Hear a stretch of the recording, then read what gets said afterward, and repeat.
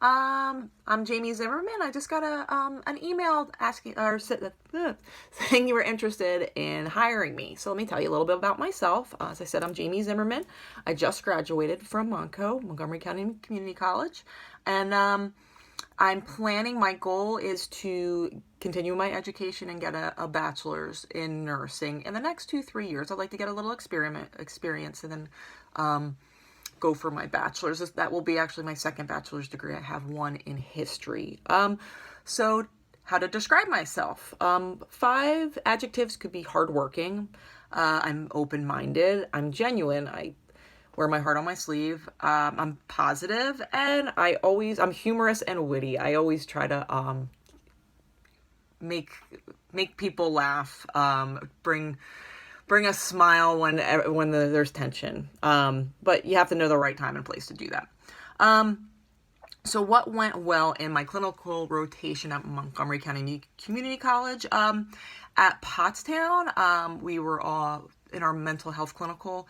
And one thing that went really well is I got to lead a group discussion about relaxation and breathing techniques. And it was really neat to just educate and take my experiences with like exercise, diet, and be able to educate and just, help other people with coping skills and what to do and how to relax. And I thought I did really well in that setting. Things that did not go so well, first days for me. First days on clinical locations don't really go the greatest for me.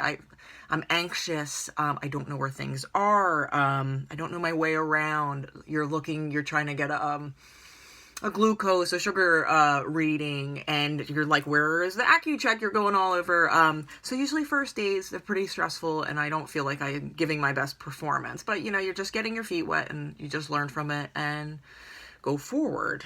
How clinical was affected with COVID, how I've been impacted. It definitely has impacted me with my skills. I don't have the most experience in healthcare, but I do have a background. I did work in long-term care for a little while, so that definitely did help. But with some of my skills, I do need to practice more, and I have been practicing.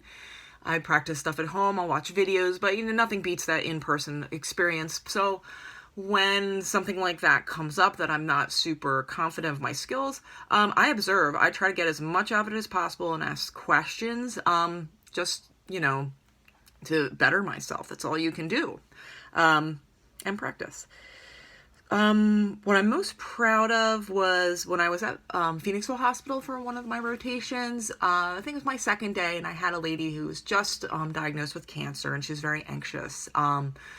So I was assigned her, so I was, checking her vitals and checking in on her quite often, and we end up talking, and I end up us talking and communicating helped to like ease her anxiety, and she ended up just by the time I left, she was thanking me. She was just thanking me that I actually took time and someone could take time to listen to her and just, hear her out her concerns and be able to talk to somebody.